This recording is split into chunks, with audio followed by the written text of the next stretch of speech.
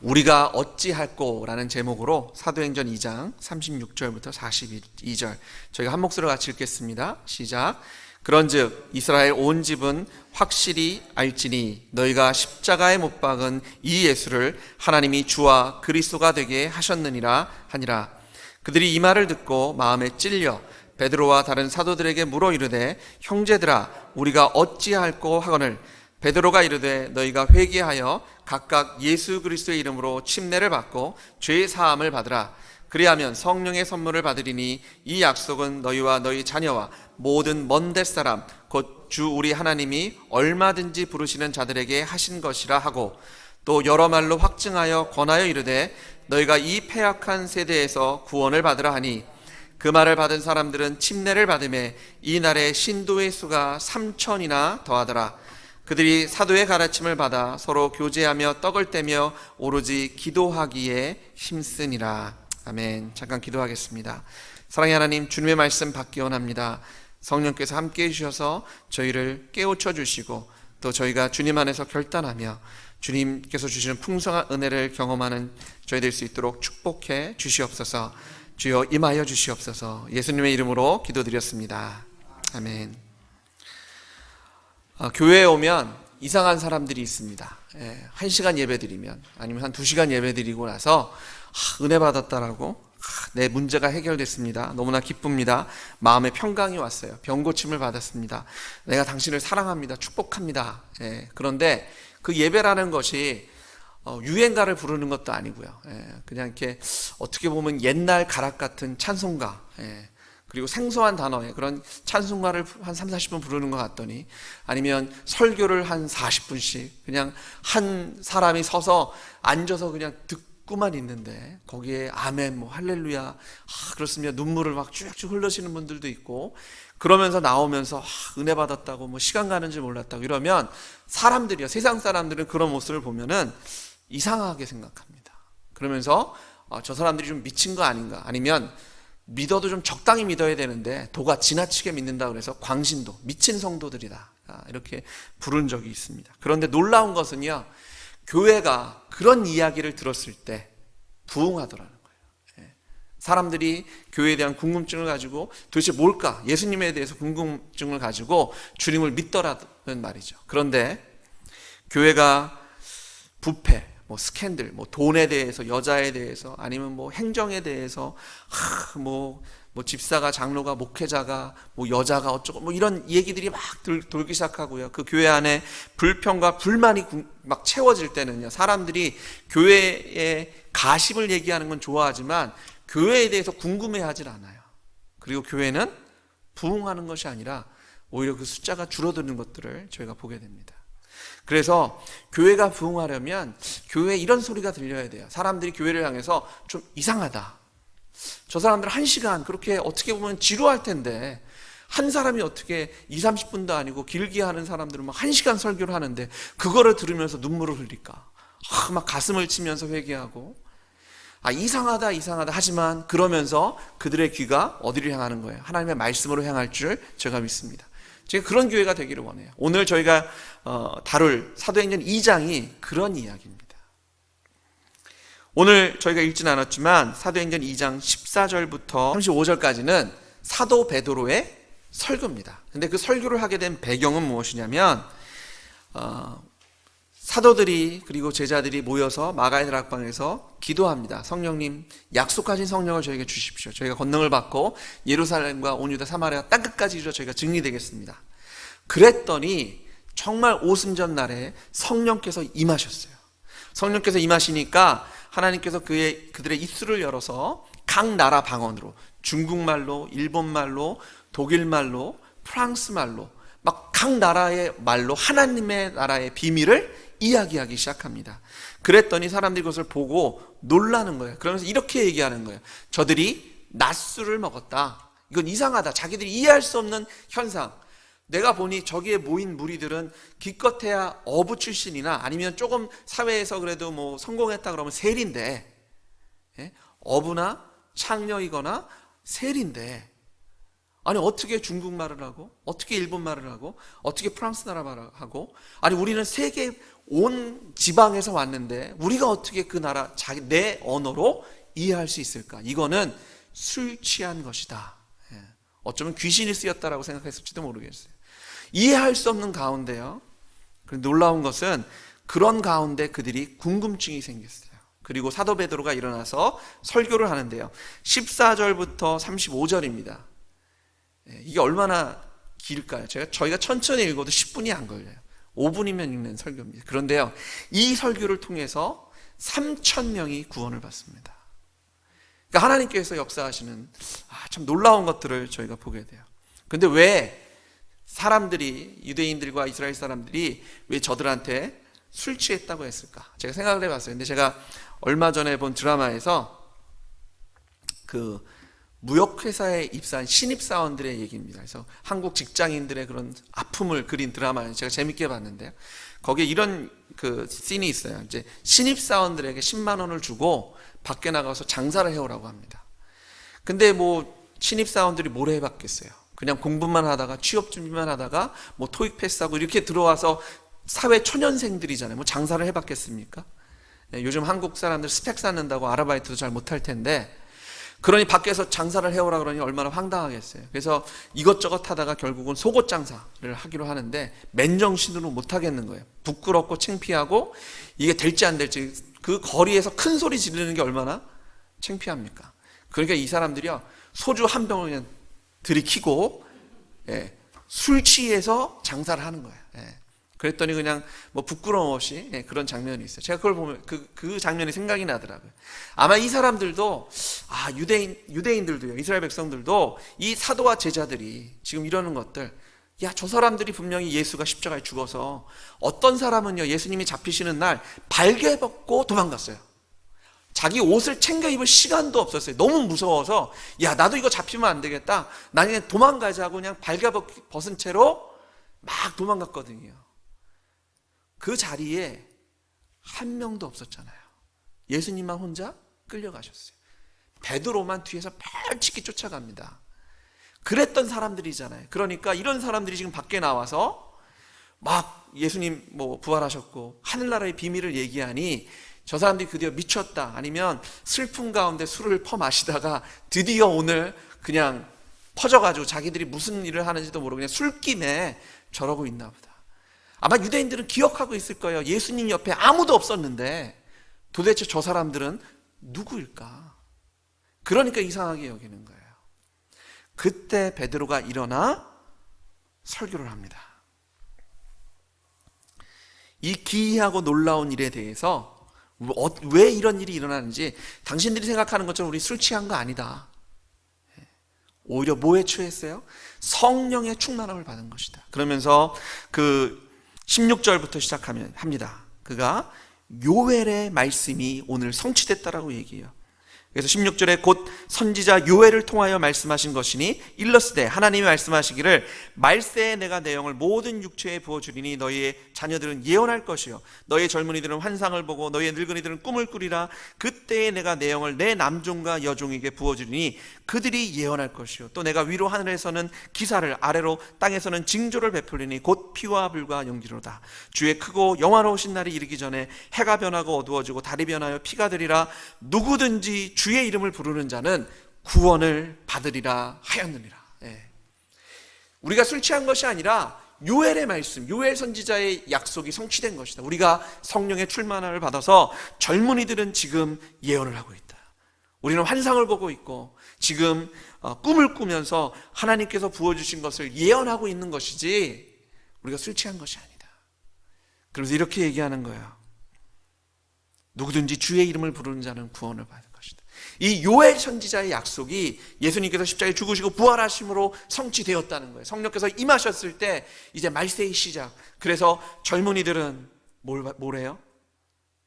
환상을 보고, 자녀들은 예언을 하며, 연세 드신 분들은 꿈을 꾸는 일이 시작돼서 우리가 지금 각 나라의 말로 성령의 충만함을 받아 하나님께서 부어주신 영의 힘을 입어 하나님 나라의 비밀, 예수 그리스도의 부활하신 그 복음을 증거하고 있는 것이다라고 이야기하고 있는 거예요. 그러면서 베드로는요, 이스라엘 백성들 그리고 유대인들을 고발하고 있어요. 어떻게 고발하냐면 너희가 메시아를 죽인 거라는 거예요. 22절부터 보겠습니다. 이스라엘 사람들아, 이 말을 들으라. 너희가 아는 바와 같이 하나님께서 나사렛 예수로 큰 권능과 기사와 표적을 너희 가운데서 베푸사 너희 앞에서 그를 증언하였느니라. 그가 하나님께서 정하신 뜻과 미리 아신 대로 내준 바 되었거늘 너희가 법 없는 자들의 손을 빌려 못 박어 죽였으나 하나님께서 그를 사망의 고통에서 풀어 살리셨으니 이는 그가 사망에 매여 있을 수 없었음이니라. 뭐냐면 예수님께서 이 땅에 오셔서 너희들도 알지 않느냐, 그가 자연을 꾸짖으셔서 비바람을 멈추셨고 무리를 걸으셨고 오병이어의 기적을 베푸셨고 병든 자를 고치시고 죽은 자를 살리시고 그리고 사람들이 이해할 수 없는 하늘의 권위를 가지고 가르치셨음에도 불구하고 너희들이 그 예수를 죽이지 않았느냐. 근데 그 예수가 누구냐면 바로 하나님이셨다. 그분이 바로 메시아 아니었냐. 그러면서 이스라엘 백성들을 고발하는 거예요. 그런데 이분이 메시아인 것을 우리가 어떻게 하냐면 25절부터 베드로가 이렇게 얘기합니다. 다윗이 그를 가르쳐 이르되 내가 항상 내 앞에 계신 주를 배웠으며 나로 요동하지 않게 하기 위하여 그가 내 우편에 계시도다. 그러므로 내 마음이 기뻐하였고 내 혀도 즐거워하였으며 육체도 희망에 거하리니 이는 내 영혼을 음부에 버리지 아니하시며 주의 거룩한 자로 썩임을 당하지 않게 하실 것이미로다. 주께서 생명의 길을 내게 보이셨으니 주 앞에서 내게 기쁨이 충만하게 하시리로다 하였으므로. 다윗의 약속을 기억하지 않느냐. 다윗이 이렇게 말씀하잖아요. 주님이 계시는데 그 주님은 죽지 않으신다. 그 주님은 음부에 갇혀 있을 수가 없고 그 주님의 육신은 썩어짐을 당할 수 없다. 그러면서 29절에 계속해서 조상 다윗, 그 무덤이 우리 옆에 있는데 그 다윗은 선지자가 아니냐. 29절 30절 볼까요? 형제들아, 내가 조상 다윗에 대하여 담대히 말할 수 있으니 다윗이 죽어 장사되어 그 묘가 오늘까지 우리 중에 있도다. 그는 선지자라. 하나님이 이미 맹세하사 그 자손 중에서 한 사람을 그 위에 앉게 하시라 하심을 알고 미리 본고로 그리스도의 부활을 말하되 그가 음부에 버림이 되지 않고 그의 육신이 썩음을 당하지 아니하시리라 하더니, 다윗, 이스라엘 백성들이 존경하고 사랑하는 왕이면서 선지자였던 그 다윗을 가리키면서 약속해 주신 것이 있지 않느냐. 다윗의 약속에 주님이 오실 건데 다윗의 후손으로 오시는데 그분은 다윗의 손주이면서 자의 주님이에요. 이게 말이 되느냐. 그렇죠? 다윗의 후손인데 다윗은 그분을 주님이라고 불러요. 근데 그 이유가 뭐예요? 그가 하나님의 아들이시기 때문에. 그분이 하나님의 아들이시기 때문에 음부는 그를 잡아놓을 수 없고요. 그의 육신은 썩을 수가 없는 거예요. 부활하실 예수 그리스도에 대해서 다윗은 예언하고 있었던 겁니다. 그러면서 이렇게 얘기하는 베드로가 너희들이 그 예수를 죽인 거다. 봐라. 다윗의 약속처럼, 요엘의 약속처럼 성령께서 임하셨고 다윗의 약속처럼 예수 그리스도는 십자가에 죽으셨지만 부활하지 않으셨느냐. 음부가 그를 가둬놓을 수 없었으며 그의 육신은 썩어질 수 없는 거룩한 자, 약속한 메시아, 다윗이 선포한 그 주님이 바로 예수 그리스도이시고 너희가 그 예수를 죽였다라고 담대하게 그들을 고발하는 겁니다. 그러니까 이들이 어떻게 해요? 36절, 저희가 오늘 읽은 본문에 이 예수를 하나님이 주와 그리스도가 되게 하셨느니라 라고 담대하게 선포를 해버리니까 베드로가요, 37절에 이 말을 듣고 유대인들이 마음에 찔려 베드로와 다른 사들에게 물어 이르되 형제들아 우리가 어찌할꼬 이러는 겁니다. 사랑하는 성도 여러분, 뭐가 죄입니까? 예수 믿지 않는 게 죄입니다. 왜 그러냐면 예수님 부활하셔서 그분이 누군지를 확인해 주셨기 때문에 그래요. 오늘 베드로가 설교한 것처럼 예수님은 하나님의 아들이세요. 부활하심으로 주와 그리스도가 되셨어요. 하나님이세요. 그런데 그 하나님을 믿지 않는 것, 그 하나님을 거부하는 것, 그게 가장 악랄한 죄입니다. 그러니까 유대인들이 그걸 깨닫고 자기들이 울부짖는 거예요. 어떻게 해야 됩니까? 이거 우리가 어찌할꼬? 옆에 있는 사람들에게 물어보는 거예요. 베드로와 사도들에게 손을 잡고 물어봤을 겁니다. 이거 어떻게 해야 됩니까? 지금 다급해요. 조급해요. 그냥 그래요? 어떻게 할까요? 이게 아니에요. 어떻게 해야 됩니까? 이거 어떻게 해야 됩니까? 이거 큰일 났는데. 그들의 마음에 찔림을 받았어요. 왜냐하면요, 베드로의 설교를 통해서 그들이 죽인 자, 그들이 거부한 자가 누군지를 확인했기 때문입니다. 어떤 사람들은요, 살인을 하지 말아야 되지만 살인을 할 경우가 있습니다. 그렇죠? 일어나서는 안 되는 가장 최악의 죄죠. 근데 누구를 죽이냐가 사실은 좀 중요합니다. 선한 사람, 아니면 정말 힘없는 어린아이, 그리고 정당방위라는 게 있어요. 강도나 이런 사람들이 들어와서 총으로 위협하고 이렇게 싸우는 중간에 나를 방어하기 위해서 어떻게 했는데 죽는 경우, 그런 경우에는요, 무죄로 걸어 나올 수도 있어요. 근데 누구를 죽였냐에 따라서 때로는 10년형을 받기도 하고요, 아니면 무기징역, 아니면 사형까지도 받습니다. 특별히 미국에서는 어린아이, 이런 힘없는 약자들 이렇게 잘못하면은 여기는 무기징역을 주는데 한국처럼 째째하게 30년, 40년이 아니에요. 몇 년 줘요? 100년, 300 몇십 년. 어린아이를 향해서 어떤 성적인 죄를 이렇게 하면은요, 보통 보니까 무기징역 300 몇십 년 주더라고요. 그리고 패럴도 없이, 감옥 생활 잘하면 이렇게 봐가지고 이렇게 심사해서 내보낸 이런 거 없이 무조건 340년. 이런 식으로 형을 줍니다. 근데요, 지금 유대인들이 깨달은 건요, 그냥 선한 사람을 죽인 정도가 아니에요. 내가 그렇게 훌륭한 사람을 죽였고 이건 내 잘못이구나, 내가 무기징역감이다, 내가 사형받아야지, 이 정도가 아니에요. 내가 저 사람을 죽임으로 정말 발명왕 에디슨이 나올 그 혈통이었는데 내가 거기를 끊어버렸네, 이런, 내가 어떡하지, 이런 게 아니에요. 유대인들이 지금 다급한 것은요, 그들이 죽인 분이 누구냐면 그냥 착하고 선하고 위대한 분이 아니에요. 그분이 하나님이셨다는 거예요. 그러니까 유대인들은요, 지금 급해질 수밖에 없어요. 베드로가 그 얘기를 하는 겁니다. 너희가 예수를 죽였는데, 아니 부활하시기 전에도 이미 하나님의 아들이신 충분한 증거를 보여주셨던 그 예수를 거부하고 십자가에 죽였는데 이제 부활하셨다가 어떻게 할 거야? 어떻게 하겠느냐?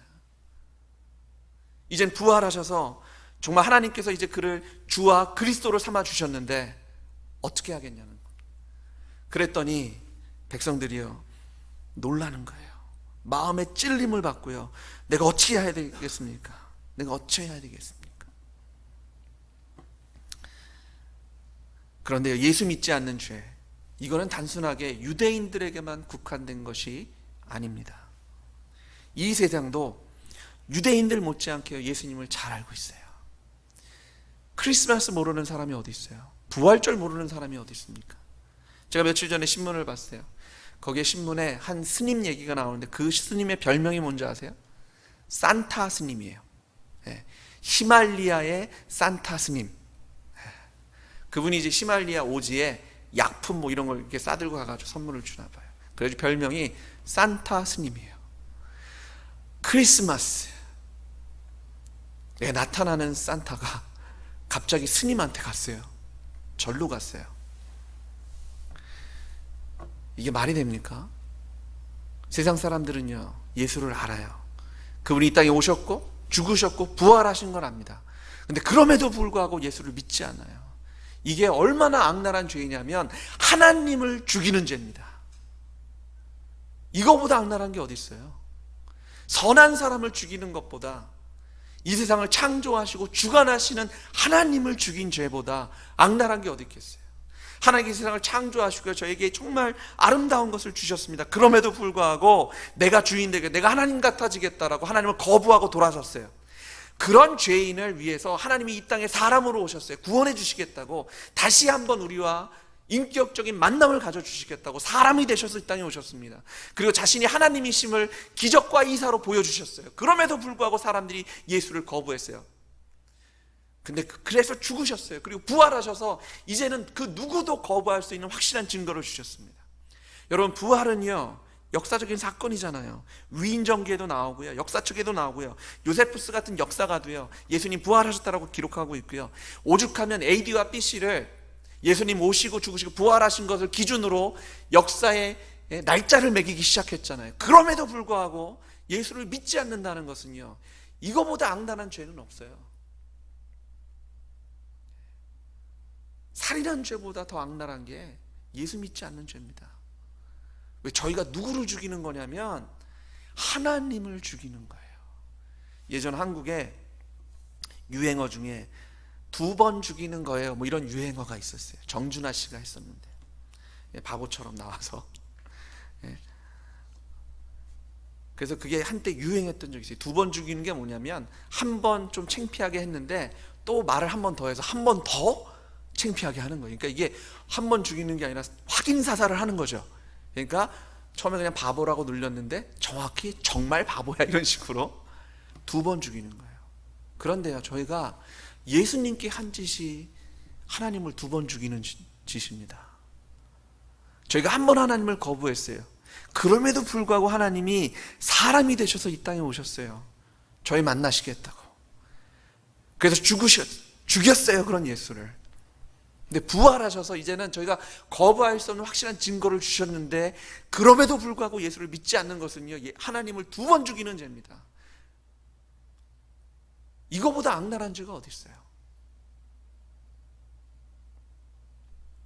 오늘 베드로는요, 이 죄를 이야기하고 있어요. 사랑하는 성도 여러분, 고린도전서 15장 3절에 보시면 내가 받은 것을 먼저 너희에게 전하였느니 이는 성경대로 그리스도께서 우리 죄를 위하여 죽으시고 장사 지냄 받으셨다가 성경대로 사흘 만에 다시 살아나사 게바에게 보이셨고요, 그 후에 12제자에게, 그 후에 500의 형제에게, 그 후에 야고보에게, 그리고 내게도, 사도 바울에게도 보이셨다라고 얘기합니다. 이게 역사 속에 무수히 많은 증인들이 있어요. 이 사도들 외에도요, 지금 예수 그리스도의 부활하심을 믿고 자신의 생명과 모든 인생을 다 걸고 주님을 섬겼던 무수히 많은 저희의 믿음의 선배들이 있습니다. 그럼에도 불구하고 저희가 예수를 믿지 않는다면 이건 하나님을 2번, 3번 못지라는 짓이에요. 이거보다 악랄한 죄는 없어요. 아니요, 연약하고 착한 사람을 해를 입혀도, 죽이지 않고 그냥 해만 입혀도 감옥에 가는 이 세상에, 이 세상을 창조하신 하나님을 저희가 십자가에 매단다는 거, 그거는 저희가 상상할 수 없는 가장 악랄하고 추악하고 지옥 가는 죄입니다.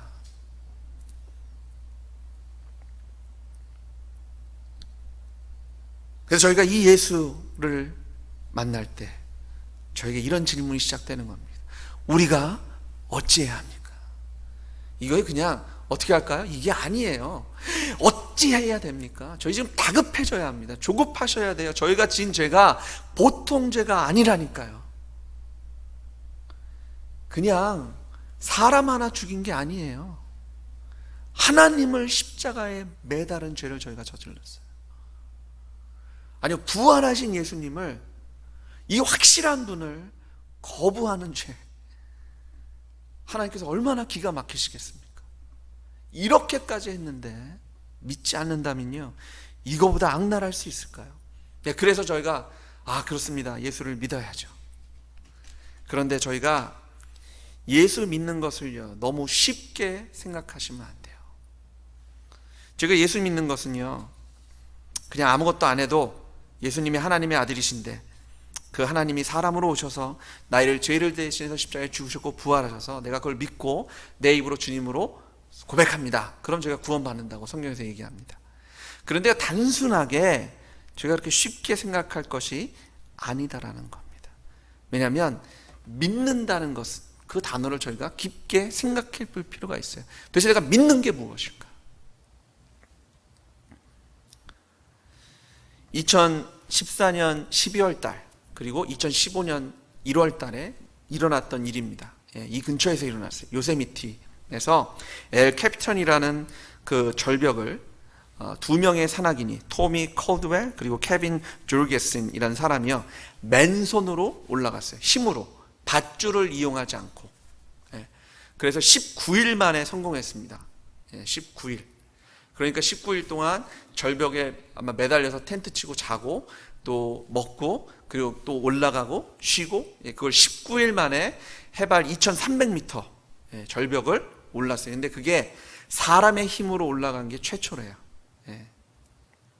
근데 제가 처음 이 뉴스를 접했을 때는 정말 그냥 맨 몸으로 올라가는 줄 알았어요. 근데 나중에 자세히 뉴스를 보니까 안전장치가 있었어요. 그러니까 줄을 매달고 올라갔어요.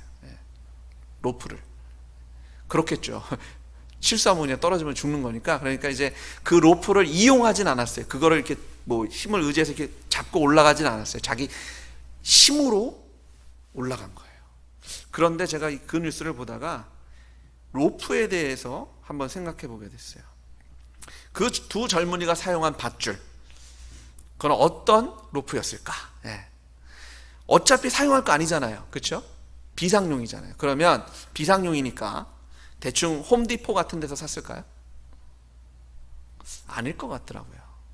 아마 모든 산악인들이 가장 신뢰하는 최고의 최상의 상품을 사용했을 겁니다.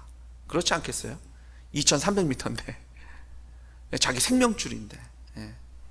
한국에서 운동하는 분들도요, 그냥 아마추어들도 요즘은 얼마나 제대로 하는지 몰라요. 자전거 같은 거 타는 분들은 좋은 자전거, 정말 전문가들 쓰는 거, 그리고 전문가들 하는 옷 뭐 이런 거 다 쓰거든요. 산악하는 분들도 마찬가지고요. 아니 하다못해 아마추어들도요, 그냥 뭐 해발 2300까지도 아니고 한 100m 되는 암벽을 올라도 어떤 줄 쓰겠습니까? 홈디포 가서 살까요? 그 100m 올라가도 최고 상품 쓰지 않겠어요? K 딱 품 뭐 이런 거 적혀 있는, 찍힌 거, 모든 사람이 인정하고 이거는 최상품, 이거는 그 정도는 할 수 있는데, 저희 사람의 마음이 그렇잖아요. 이게 제가 뭐 한 80kg인데 이 로프는 100kg까지 됩니다. 근데 옆에 160kg까지 홀드하는, 지탱할 수 있는 로프가 있어요. 제가 100m로 올라갈 겁니다. 제가 어느 로프를 살까요? 저는 주저하지 않고 160kg를 하는 걸 살 겁니다. 그게 사람 마음이잖아요. 그리고 이분들은 19일을 올라가야 돼요. 해발 2300m. 아마 최고의 상품을 썼을 겁니다. 근데 어차피 사용 안 할 건데. 근데 저희 삶이요, 마치 이렇게 암벽을 등반하는 것과 같아요. 좀 틀린 점이 있다면, 이 두 분은 19일 만에 끝냈어요. 그렇죠? 정상에 올라갔습니다. 근데 저희는 떨어질 때까지 올라가야 돼요. 그리고 정상이라는 것이 없어요. 왜냐하면 저희가 언제나 떨어집니다. 다시 얘기해서 죽는다는 거죠. 이게 참 사는 게 재밌는 것이, 죽을 것 같이 힘든 삶을 살아요. 그리고 결국은 죽어요. 생로병사의 이런, 그러면 참 이게 살아야 되나 뭐 이런 생각이 드는데, 살아야죠. 그렇죠?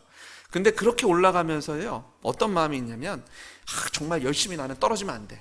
절대 안 떨어질 거야. 그러면서 그 무슨 생각이 들냐면, 자기가 떨어질 걸 알아요. 저희가 언제가 죽을 걸 압니다. 그런데 저희 안에 난 죽지 않을 거야, 이런 마음이 또 들어요. 평생 죽지 않을 것 같이. 나는 그냥 계속 올라갈 거야. 그래서 정상에 오른다. 그런데 모든 사람은 죽습니다. 이건 변할 수가 있는 게 아니에요. 그런데 놀라운 것은, 사람들이요, 모든 사람이 죽는 걸 알지만 그럼에도 불구하고 떨어지지 않으려고 얼마나 노력을 하는지 몰라요. 그래서 보험이라는 걸 삽니다. 암보험, 뭐 사고보험, 뭐 암에 걸렸을 때 얼마까지 치료할 수 있는 뭐 이런 거, 아니면 돈을 많이 벌어요. 그래서 돈으로 어떻게 좀 해보려고, 아니면 지연과 혈연을 늘려갑니다. 제가 이번에 한국 가서 병원을 가보니까요, 아는 건 힘이더라고요. 병원 예약하면 보통 일주일, 2주일 걸리는데요, 아는 분이 있으니까 그 다음날도 예약이 되더라고요. 그래서 제가 이번에 아는 것은 힘이라는 것을 뼈저리게 느꼈어요. 사람을 알면 알수록 좋더라고요. 그래서 혈연과 지연을 넓혀가고요, 뭐 그냥 지식에, 돈에, 별별 것들을 다 쌓아서 안 떨어지려고 해요. 근데 모든 사람은 죽더라는 거죠.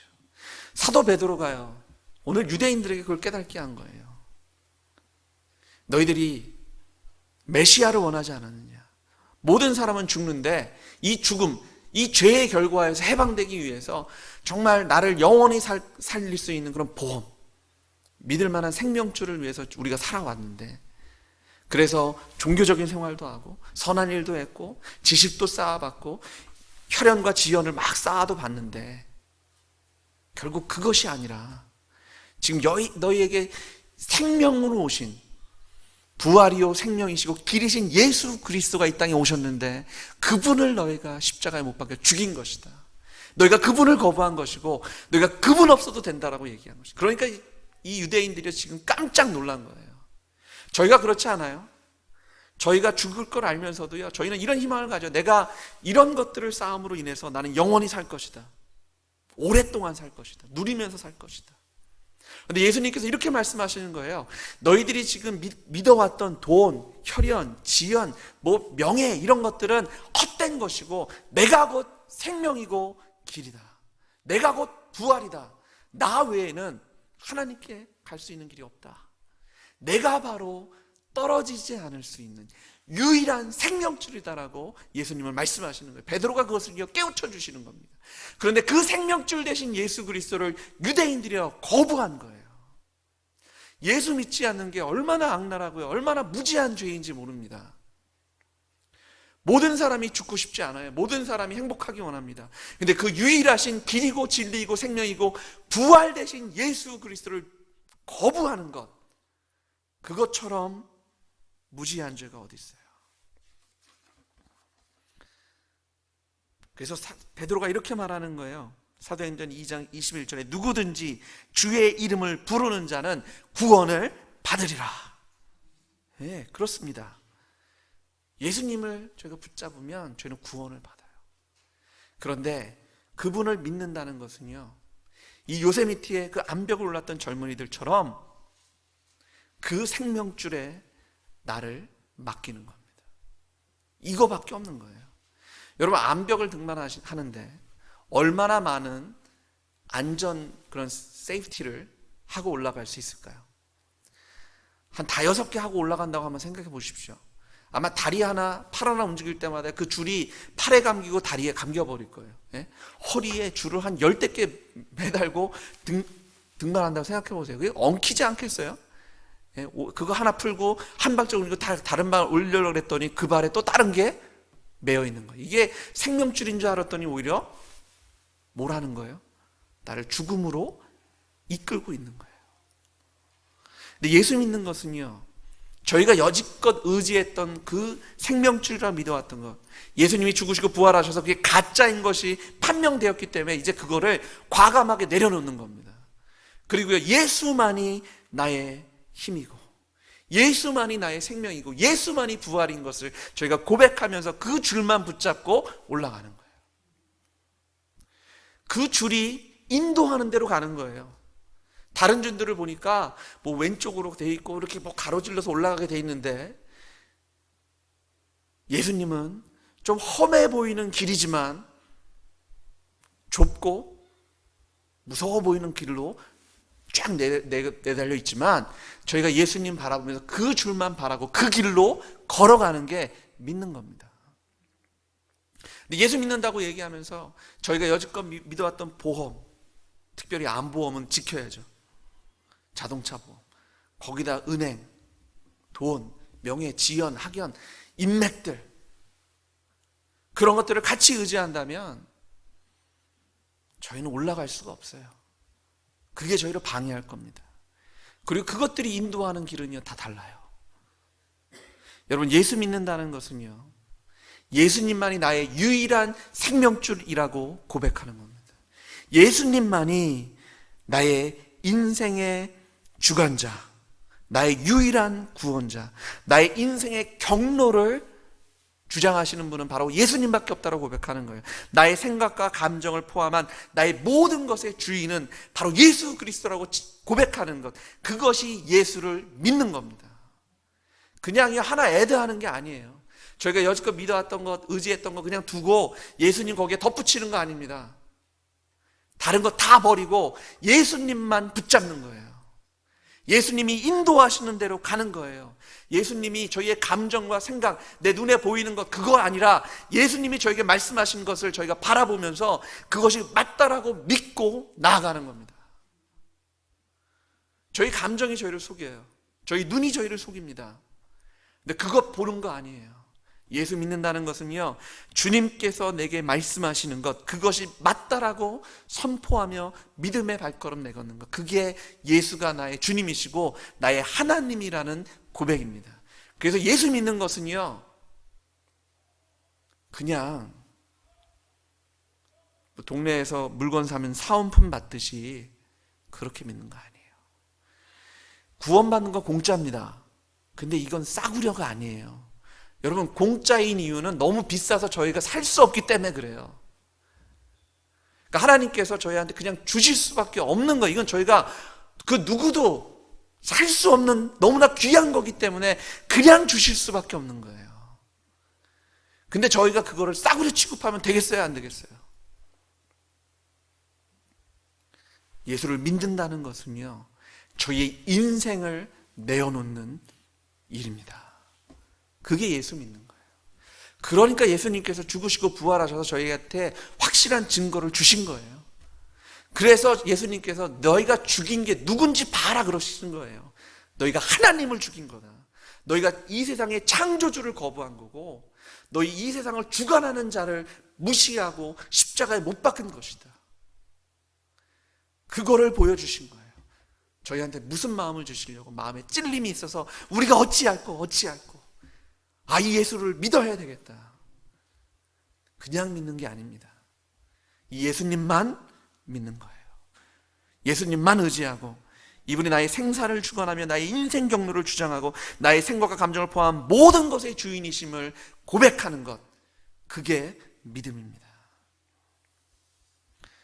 유대인들은요, 지금 이런 예수를 죽인 것이 지금 너무나 놀라운 겁니다. 이거 어떡합니까? 그러니까 그냥 어떡할까요? 뭐 이렇게 조용히 물어보는 게 아니에요. 이때는 누구나 다 조급해지는 거예요. 제가 이런 간증을 들은 적이 있어요. 어떤 목사님이 목회를 하시는데, 이분이 좀 기도를 뜨겁게 하시는 분이에요. 네. 교회가 전체적인 분위기가 그런데 부사역자가 왔는데, 부사역자가 이렇게 얘기를 했대요. 저는 스타일이 좀 조용한 사람이고 통성기도보다 이렇게 조용히 기도하는 사람입니다. 그래서 뭐 알았다, 뭐 그냥 해서 그냥 같이 이제 잘 해보자. 그런데 이분의 이 부사역자의 아들이, 그러니까 딸인가, 아픈 거예요. 그랬더니 그분이 기도에 나왔는데 어떻게 기도했을까요? 울부짖으며 통성으로 기도하더라는 거예요. 이게 무슨 얘기를 하는 거냐면, 마음에 찔리면 저희는 그냥 어떻게 할까요? 쿨하게 이러지 못해요. 그냥 뭐 제가 하든가 말든가 제가 좀 결정해보고 생각해 볼게요. 좀 시간을 주시죠. 저희 쿨하게 합시다. 이렇게 하나님한테 저희가 어떻게 해요? 지금 저희가 얼마나 조급한데, 예? 저희가 여지껏 믿어왔던 게 다 가짜라니까요. 그거 믿고 살아봐야 떨어져 죽는다니까요. 근데 예수님만이 저희의 생명줄이라고 저희한테 확실히 보여주셨는데 저희 그거 잡아야죠. 유대인들이요, 그러니까 어찌해야 합니까? 나 이거 어떻게 해야 됩니까? 좀 제발 길을 보여주십시오. 나한테 좀 알려주십시오. 그들은 조급할 수밖에 없는 겁니다. 왜냐하면 그게 생명줄인데, 이것 아니면 나는 죽는데, 이것 아니면 내 삶은 아무런 의미가 없는데 어떻게 쿨하게 좀 시간을 주시죠. 뭐 좀 그래요. 네, 이해합니다. 저는 근데 성격이 어떻게 그럴 수 있어요? 제가 지금 뭐 하던 일이 있어서 그거 좀 마무리하고, 유대인들은 그 생각할 정신이 없어요. 지금 이게 가장 중요한 문제예요. 예수를 믿는 것, 그분이 나의 생명줄이 되는 것, 그분만을 의지하고 그분이 인도하신 대로 가서 내가 사는 것, 내 삶이 풍성해지는 것, 내가 승리하는 것, 이게 얼마나 커다란 일인데 지금 돈 벌 일, 뭐 누구 만날 일, 뭐 할 일, 그거를 지금 챙길 시간이 어디 있어요? 이게 제일 급한데. 그랬더니요, 유대인들이 이렇게 얘기하는 겁니다. 우리가 어찌할꼬. 사랑하는 성도 여러분, 하나님 앞에 저희가 그렇게 외쳐야 합니다. 그냥 예수님 너무 쿨하게 믿지 마세요. 동네 사은품 받듯이 받지 마세요. 싸구려가 아니라니까요. 이거보다 소중한 건 없어요. 복음밖에 없어요. 이게 생명이에요. 예수 없으면 저희는 아무것도 아닙니다. 예수님 없으면 저희의 삶은 아무런 의미가 없어요. 예수님 없으면 저희는 바둥바둥 되다가 결국은 떨어져, 지옥에 떨어져 죽을 운명이에요. 근데 이 예수가 저희의 생명이시라니까요. 이 예수가 저희의 부활이시라니까요. 이 예수가 저희의 삶의 의미이고 목적이고 기쁨이고, 이분이 저희의 행복입니다. 예수 믿으셔야죠. 그냥 주여 주여 하는 게 아니에요. 여러분이 여지껏 믿어왔던 것 다 내려놓는 겁니다. 그리고 주님만 보는 거예요. 사랑하는 성도 여러분, 그냥 내가 내 몸에 좋고 내 입에 좋은 거 그냥 아무 생각 없이 먹는 거 별거 아닌 것 같죠? 이거보다 흉악한 죄가 없어요. 나를 위해서 먹고 나를 위해서 마시고 나를 위해서 뭘 하고 나의 쾌락을 위해서 하는 것보다 악랄한 죄가 없어요. 그게 뭐냐면 예수님을 거부하는 죄입니다. 예수 믿는 자들은요, 예수님이 주님이세요. 그래서 성경에 보시면 뭐라고 얘기해요? 내가 먹든지 마시든지 주의 영광을 위해서 삽니다. 우리가 죽어도 주를 위해 죽고 살아도 주님을 위해 삽니다. 그분이 나의 주님이시니까, 이분만이 나의 생명이고 부활이고 이분이 나의 삶의 이유니까요, 내 마음대로 나를 위해서 하는 그 모든 것이요 하나님을 거부하는 거라니까요. 그것처럼 악랄한 죄가 없는 거예요. 내 감정, 내 느낌대로 판단하고 화내고 짜증내고 내 마음대로 불행하다라고 얘기하고 내 마음대로 우울하다라고 얘기하는, 그거보다 악랄한 죄가 없는 거예요. 그 왜 그러냐면 예수를 십자가에 못 박는 죄이기 때문에 그래요. 그분이 하나님이시고 그분이 주인이신데 잠깐 뒤로 물러가 보세요. 내가 지금 우울한데 무슨 소리 하고 있어요? 내가 지금 화가 나는데, 내가 지금 짜증이 나고, 내가 지금 이거 너무 먹고 싶은데, 내가 지금 이거 꼭 해야 되겠는데 잠깐 기다려. 이게 됩니까? 이것처럼 악랄한 죄가 없다니까요. 예수 믿는 것은요, 이분이 저희의 만사의 만유의 모든 것의 주인이 되세요. 그래서 저희가 무엇을 하든지 저희는 주님의 영광을 위해서 사는 자가 되어야 합니다. 그게 예수를 믿는다라는 의미예요. 예수님이 부활하셔서 저에게 보여주신 게 그겁니다. 내가 주이고 내가 그리스도다. 내가 너희들의 유일한 생명줄.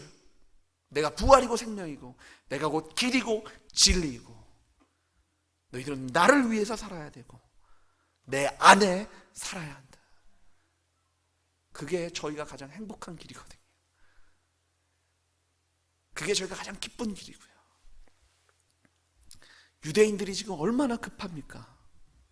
어찌해야 합니까? 사랑하는 성도 여러분, 그냥 쉽게 예수를 믿는다고 얘기하지 마십시오. 이것이 얼마나 고귀한 일인지, 저희의 인생을 내어놓고 믿는 겁니다. 오늘 유대인들은요, 그 예수 그리스도를 영접하는데요, 놀라운 사건들이 일어나잖아요.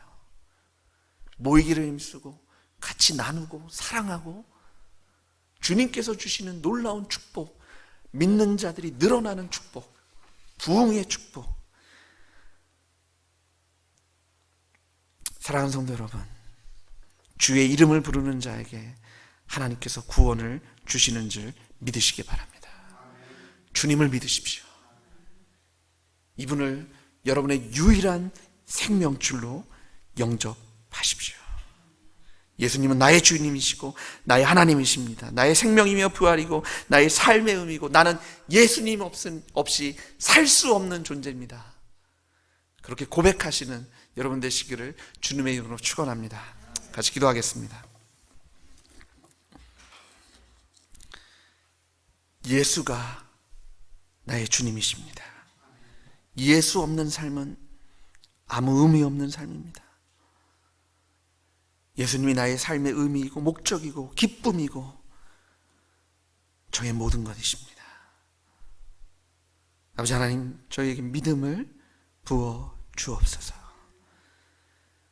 저희가 그 예수를 다시 십자가에 못 박지 않게 하여 주시옵소서. 이미 죽으시고 부활하셔서 주와 그리스도가 되셨는데 저희가 그 하나님을 무시하고 거부하고 다시 십자가에 못 박는 무지한 죄를 짓지 않게 하시고 저희가 오직 예수님만 믿고 예수님만 의지하며 주님의 인도하시는 길로 따라가는 주의 백성, 주 예수 그리스도를 믿는 자, 주님 안에 거하는 자로 주님 삼아 주시옵소서. 주님께서 저희를 받아주심을 감사합니다. 예수님의 이름으로 기도드렸습니다. 아멘.